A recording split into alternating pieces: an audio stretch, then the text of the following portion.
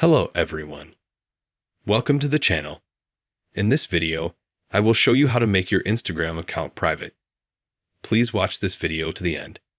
Subscribe to the channel, put likes, write comments. Let's get started. To do this, we need to open Instagram. Then we need to open our profile in the bottom right corner. Then in the top right corner, click on the three bars. Next is Settings and Privacy. Here we scroll down and find the Account Privacy tab. And as you know now, it is public. In order for us to make it private, that is to close it, we need to drag the slider to the right. Now it says here that once you close it, you can't just have regular people commenting, posting, liking, and so on. So only people who are subscribed to you will be able to do all that.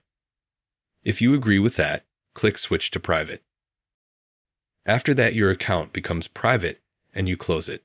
This is a simple, easy way to do it. Be sure to subscribe to the channel. Give everyone likes. Thank you for watching this video to the end. Thank you, everybody. Goodbye.